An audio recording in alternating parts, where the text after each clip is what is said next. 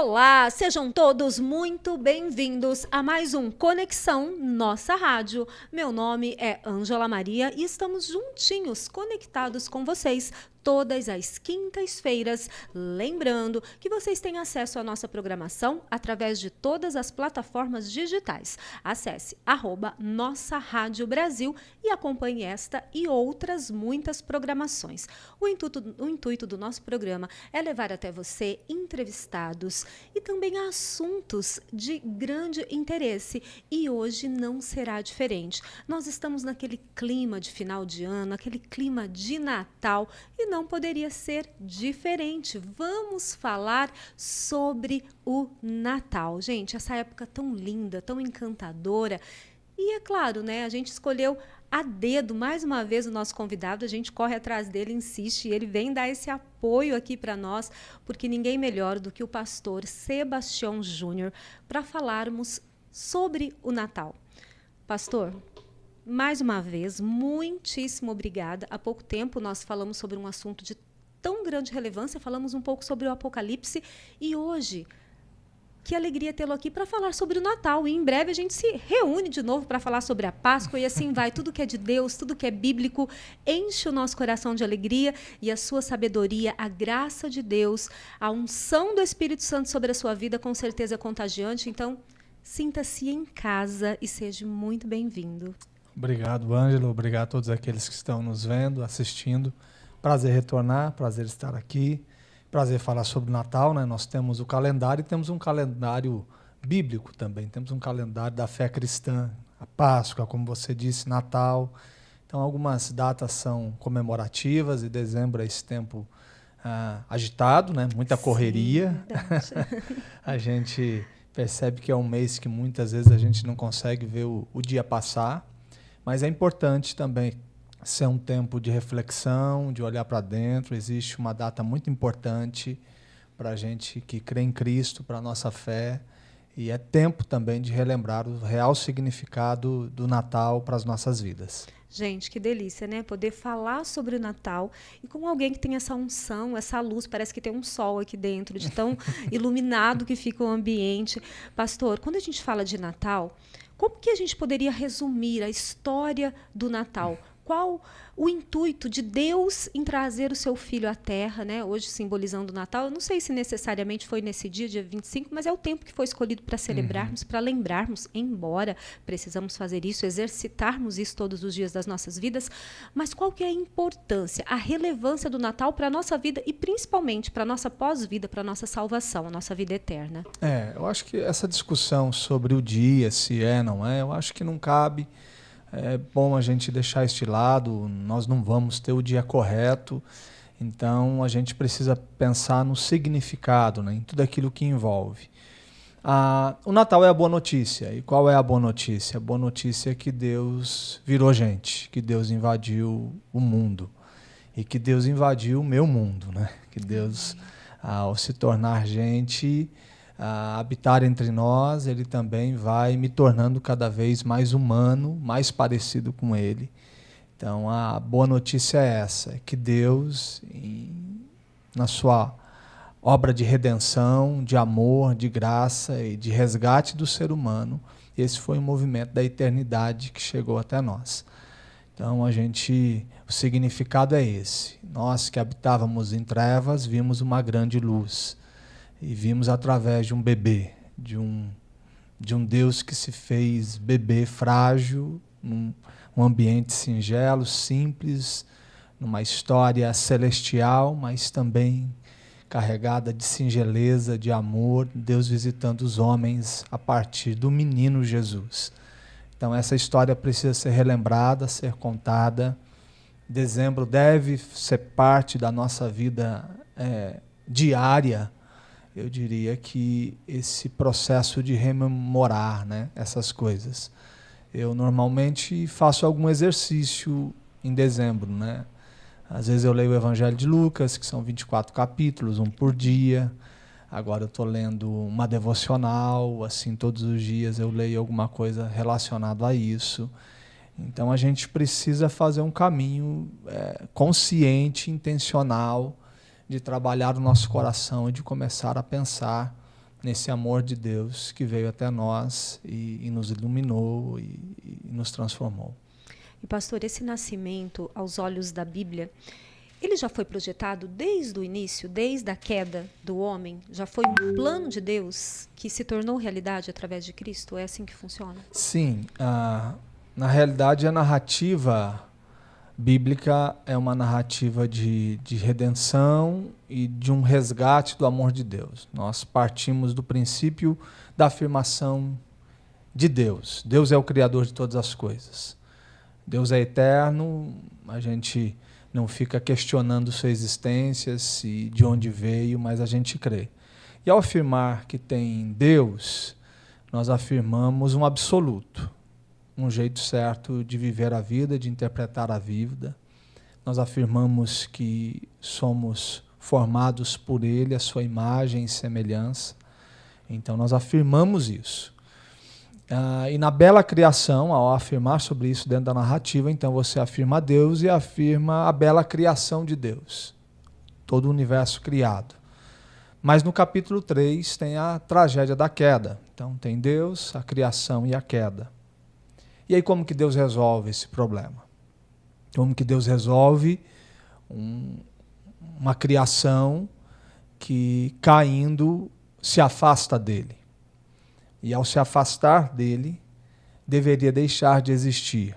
Porque Paulo vai dizer que tudo que existe, existe em Deus. Se a queda é uma tragédia que nos arranca de Deus, a gente deveria ser lançado à inexistência. O pecado deveria ter acabado com a gente. Ele teria a última palavra. Mas aí vem Pedro e explica para a gente por que a gente continua existindo mesmo depois da queda. Que o Cordeiro de Deus foi sacrificado antes da fundação do mundo. Então, quando está naquela conversa, façamos o homem, isso não está na Bíblia, né? Mas deixa a gente pensar que é uma conversa entre a Trindade. E Deus está dizendo, eu vou criar. Só que vai cair. Se cair, está tudo acabado. Aí o filho diz, não pode criar. Porque caindo, eu me entrego agora, na eternidade, o Cordeiro de Deus sendo sacrificado. E vai ter perdão. E tendo perdão, eles continuam a existir. E o Espírito dizendo, pode deixar que eu convenço essa criação dessa narrativa de redenção, né? Então, de fato, é antes de todas as coisas, antes do haja luz, houve cruz na eternidade. E aí Deus vai construindo toda essa história que parte dele, da criação, da queda, a partir de um povo, e ele vai nos apontando para a cruz. E os profetas estão anunciando, tem um profeta que é conhecido como profeta messiânico, que é o profeta Isaías, séculos antes, vai dizer, um menino nos nasceu, um filho se nos deu. Ele está dizendo isso, quem sabe todo mundo ouvindo e falando, que coisa, para quando é? Há um silêncio de Deus antes da encarnação, antes de Deus se fazer gente em Jesus. E aí Deus rompe o silêncio com o choro do bebê e a manifestação da graça. Então, é o Deus que está visitando a nossa escuridão. É o Deus que está visitando o nosso assombro. É o Deus que está voltando a falar com a gente a partir de um choro de um bebê. É o Deus que rompeu o silêncio e fez a gente voltar a cantar, como tem aquele cântico de Maria, minha alma engrandece ao Senhor, meu espírito se alegra em Deus, o meu Salvador. Então a gente volta a cantar. Então esse é o verdadeiro significado do Natal, o Deus que nos amou antes de todas as coisas. É de verdadeiramente encher o coração, né? Ouvir e ter essa certeza, né? Através da nossa fé, que ele veio para pagar algo que não era culpa dele, né? Ele veio para assumir uma culpa que era nossa e ainda assim, né, pastor, me corrija se eu estiver errada ou complemente esse texto para que a gente possa entender bem sobre isso. A palavra diz que Jesus veio para os seus, mas os seus acabaram renegando. Então, independente dos seus ali na época, quem fosse, isso vale para todos nós hoje, né? Tipo, isso é válido para aquele que ouve, que crê, que aceita e que vive isso, né? Para aqueles que não creem, o sacrifício, o nascimento, se torna em vão? Não, porque a redenção é para o mundo, né? No sentido, em vão, não no aspecto que a obra de Deus foi perdida. Ela pode ser em vão no sentido daquele que não crê. É em vão para ele, Sim, não para ele, não naquilo que Deus fez, né? Então, assim, Deus pagou a dívida, Deus quitou, ele bradou, está consumado, então está tudo feito. E isso é a verdade de Deus para a gente, né? Natal é a verdade revelada em Cristo Jesus. Então, se ela é em vão porque eu rejeitei. Ela não é em vão, não no sentido que ela não é eficaz, suficiente, né? A obra de Deus é suficiente, o sacrifício de Jesus. Mas eu deixo de receber se eu não tiver interesse em buscar. É isso, eu acho que há uma...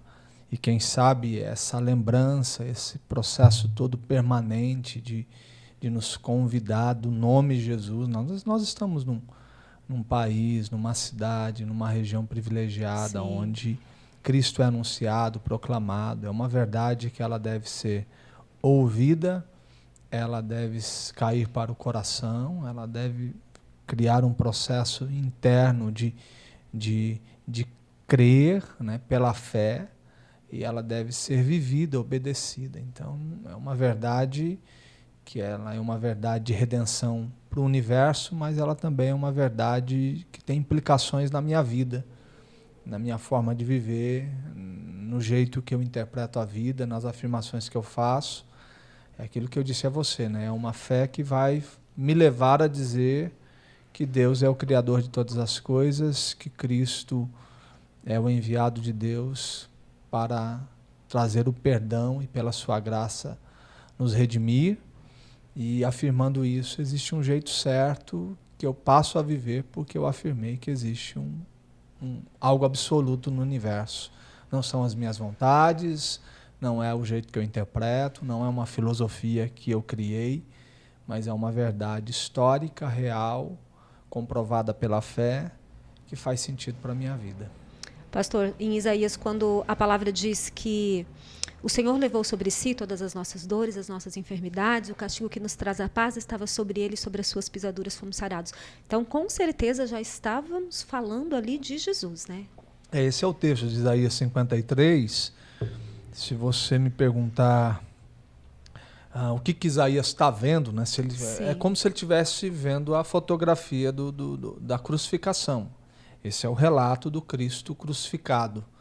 Essa é a imagem que ele está relatando. Agora perceba como ele está fazendo isso séculos antes. Exatamente. Algo... E aí está a comprovação da narrativa do amor e da história, né? São pessoas escrevendo em épocas diferentes, em lugares diferentes, que nunca se encontraram, que nunca conversaram sobre esses assuntos. E quando você começa a olhar os textos, eles estão falando das mesmas coisas, da mesma forma, uma convergência de ideias. Quem que está fazendo isso? Quem que está trabalhando nessa narrativa? Quem que está construindo? É como se eu nunca tivesse te encontrado, você viver 3 séculos antes, a gente nunca conversou, não houve a mínima possibilidade de qualquer tipo, e você escreve 3 séculos antes realidades que depois eu escrevo isso e quando comparado parece que a gente está dizendo a mesma coisa. Se completa. Então, assim, o Antigo Testamento é essa história que está apontando para Jesus. Quando a queda, por exemplo, acontece, né, Ângela? E aí eles se cobrem com folhas, aquela coisa da vergonha, era tudo muito normal.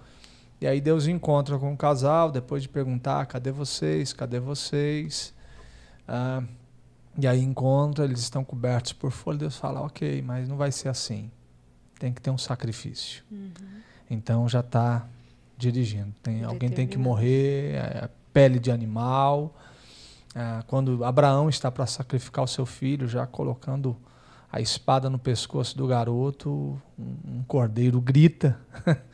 Então é a substituição, dizendo, não é que não houve sacrifício, né? Tem que ter o sacrifício. Só que Deus está dizendo, deixa que eu resolvo, deixa que eu pago a dívida. né? A cruz é um conflito de Deus com Deus mesmo para resolver o meu problema. Que lindo. É o Deus Pai e o Deus Filho resolvendo o nosso drama. E pastor, tudo se completa, tudo se fecha dentro de um círculo perfeito. Mas hoje, nos dias atuais, infelizmente, a gente se vê muitas dessas coisas se perdendo no decorrer do caminho, nós dando muita atenção para as luzes, que são lindas, para as compras, que muitas vezes são desnecessárias, para os presentes, para a comilança, para as festas. Aonde isso se perdeu? Será que desde sempre já tinha a tendência do homem ir se desviando, procurando outros caminhos, ou não se perdeu? Cada um aí na sua individualidade sabe como se deve comemorar o verdadeiro Natal. Na sua opinião, como o senhor vê isso? Agora, é sim um tempo onde me parece que esse encantamento que deveria nos tomar do Deus que se fez gente, da história da redenção, do advento, né? A chegada, eu acho que ela não faz parte mesmo assim, né? Não é uma coisa que me parece que ela tá perdida, é alguma coisa que aqueles que de uma maneira mais, durante todo o ano, carregaram, uma forma mais intensa, cultivar a sua fé, nutrir a sua fé em Cristo Jesus, quem sabe dá um contorno maior. Mas quando você olha para o dia a dia, para o aspecto comercial, aspecto econômico, a gente percebe que existem coisas com uma intensidade muito maior do que a lembrança do nascimento do nosso Salvador. E a gente pode, assim, colocar algumas dessas simbologias que nós usamos hoje dentro do texto bíblico, como, por exemplo, as luzes, a estrela que guiou os magos, o presente, os presentes que foram presenteados. Será que a ideia foi essa a princípio ou não? O senhor acha que tem muita simbologia. Eu confesso que eu nunca fui alguém que tentou ver o sentido. Essa semana ainda eu li alguma coisa sobre o porquê da árvore, que surge a partir de uma visitação de um missionário em determinado lugar, onde as crianças eram sacrificadas. Eita. Dentro de eram sacrificadas, e aí houve um rompimento desse sacrifício a partir da chegada desse missionário, e aí o símbolo disso passa a ser um pinheiro que rompeu com o tempo de sacrifício, e ele chega fechando isso. Então, a partir disso, começa a ser colocada na época do Natal esse pinheiro para que pudesse lembrar da chegada de Jesus naquele lugar, rompendo com um histórico de sacrifício em uma determinada árvore. Então são muitas coisas que passam, né? A luz, de fato, a imagem de Jesus chegando no mundo, aqueles que andavam em trevas surgiu uma grande luz. Existe essa figura da presença de Jesus invadindo o universo de trevas. Então eu não sei se existe, ou se no início tinha todo esse objetivo e com o tempo foi se perdendo e a coisa ficou muito mais no aspecto artístico, né? No aspecto estético, e não no aspecto do desenvolvimento da fé. Eu acho que essas coisas elas podem ter tido, mas hoje elas servem muito mais como enfeite mesmo, aspecto estético, e as pessoas não estão vendo se existe um significado por trás de cada elemento que ele possa estar colocando, né? Então, mas eu acho que já é resultado de uma consciência, de um coração que não está olhando para a vida com óculos da fé em Cristo Jesus, né? Porque não é só o símbolo do Natal, né? O Evangelho é um convite para que a gente olhe para toda a vida. Então, eu não enxergo somente no Natal a vida a partir do óculos do Evangelho. Eu enxergo toda a história, né? Eu enxergo desde as minhas relações pessoais, eu enxergo a minha paternidade, a maternidade. Então, a vida deve ser vista com esses olhos.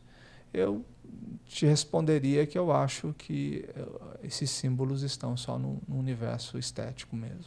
Sendo assim, independente de qualquer coisa, a gente pode viver os dois mundos ali, entre aspas. Tipo, eu posso admirar as luzes, achar tudo lindo, ter talvez as luzes, a árvore, mas sem perder o foco, né? Sem perder exatamente a visão do que é o verdadeiro sentido do Natal. E como o senhor bem disse, acima de tudo, não esperar o mês de dezembro ou dia 25 para refletirmos, para unir a família, para pararmos para analisar algumas coisas, né? Que a gente consiga ter essa bênção do nascimento de Cristo todos os dias das nossas vidas, né? Mas, na sua opinião, assim, o senhor acha que tem algum problema essa questão de muita árvore, muito simbolismo, ou não? Não vai... Eu acho que cada um... É difícil, a Bíblia vai, né? cada um vai... A Bíblia diz o seguinte, cada um não pode se condenar naquilo que aprova. Sim, é verdade. Então, assim, Às vezes Deus incomoda um para não ter e eu outro, jamais né? eu vou ficar dizendo se alguém deve colocar, certo não ou colocar. Eu acho assim, cada Esse um pastor faz. é muito sábio. Ah, meu Deus, não tem jeito da gente pegá-la. Eu não muita vou sabedoria. ficar dizendo como alguém deve. Assim, cada um faz e... Sorteio na sua casa? Não, a gente coloca. Ai, que bom, hein? Tem, Pronto. tem lá, temos luzes. Crianças a gente acham pensa, bonitas, isso. luzinhas piscando, né? A gente faz esse símbolo dando o seu significado. Eu acho que todas as coisas... eu tento fazer com que todas as coisas na minha casa apontem para ele, né? Amém, Então, assim, eu não aquilo que Paulo vai nos dizer, né, sobre a liberdade cristã, lá na sua carta aos Coríntios, ele vai falar sobre isso, de uma liberdade de acordo com a consciência, e ela deve ser respeitada. Sim, sempre. Pastor, nessa época a gente sente assim, é um clima, né? A gente fala o clima natalino, mas parece que as coisas mudam mesmo. Mas o senhor disse algo que também que é muito importante. Muitas pessoas estão vivendo por momentos difíceis, de luto, de tristeza. Outras pessoas realmente não suportam essa data, talvez por algum... né, um desses motivos, né? Mas na maioria a gente se sente, parece que mais feliz, mais alegre. Esse clima, será que já tem um pouco a ver com isso, com essa espiritualidade que as pessoas passam a ter um pouco mais? Eu acho que existe algumas coisas que nos deixam assim, né? Eu acho que fechar um ano a gente olha para trás, independente do que aconteceu. Gratidão, tá bem, né? Tá vivo. Eu acho que é um processo por acontecer no final do ano, é também um acontecimento dentro de uma retrospectiva. Então eu vivo o Natal, mas junto também com um ano que está fechando. Então aquela coisa da gratidão. É um momento também do ano que proporciona as férias e a possibilidade de encontros, de descanso, de refrigério. Verdade. Então, acho que tudo isso contribui para que a gente, sabe, dando aquele último suspiro, aquela coisa, que legal, né? Terminamos o ano, é dezembro, entendeu? Os filhos concluíram os seus estudos, quem está na universidade terminou mais um ano, conseguimos passar, e a gente, quem sabe, recentemente tivemos uma época muito triste, né? Que foi a pandemia, que tudo isso... não fez parte, a gente ficou impossibilitado de encontros. Final de ano, eu me lembro dessa época, e foi recente, né? Então, eu acho que está muito, por ter sido muito perto, ainda a gente está naquele embalo de valorizar mais, de desejar. Então, eu acho que é uma data que deve ser sempre bem comemorada. E quando eu digo bem comemorada, a nossa jornada de compreensão do sentido, ela deve fazer parte.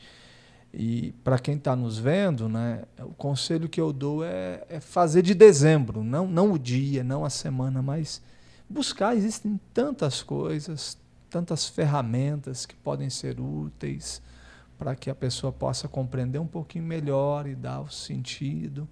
E eu acho que o Natal das pessoas vai ficar mais belo, trazendo de uma maneira esse olhar mais profundo da fé cristã para esse calendário nosso. Porque a gente, exercendo isso, é como se a gente fizesse uma lavagem, né? Porque a gente vai tirando as coisas ruins, vão entrando as coisas boas e a gente vai substituindo, como o senhor bem disse, se preparando para um novo ano, para uma nova jornada, fortalecendo a nossa vida, o nosso corpo no descanso e também a nossa fé, né? Que precisa ser fortalecida. Mas assim, pastor, para partirmos para a conclusão, como que o senhor resume? O que Deus coloca no seu coração em relação ao Natal? Assim, dentro do seu pensamento, o que é o Natal? Como que a gente pode resumir o Natal, principalmente para quem tem filhos pequenos, que ainda não conseguiram descobrir um caminho para orientar os seus filhos em relação a isso, porque a gente está vivendo, infelizmente, as pessoas, principalmente que não estão tão ligadas dentro de uma igreja, elas acabam desvirtuando um pouco, né, o verdadeiro motivo e a verdadeira experiência natalina. Como que a gente pode resumir isso, até aconselhando essas famílias a orientarem os seus filhos para que eles cresçam aí no caminho correto? É esse olhar para o Evangelho, né, para os primeiros capítulos do Evangelho. Eles vão saber do relato histórico, saber que isso faz parte de uma grande história do amor de Deus e de redenção e de resgate da humanidade. E esse Deus que decidiu se fazer homem, se fazer menino, por nos amar. Então, é a maior história do amor, de amor pela minha vida sendo contada. Então, o Natal é as pessoas conhecerem a história de alguém que amou com amor eterno e o amor mais profundo. Todos nós somos amados, mas ninguém nos amou como Deus.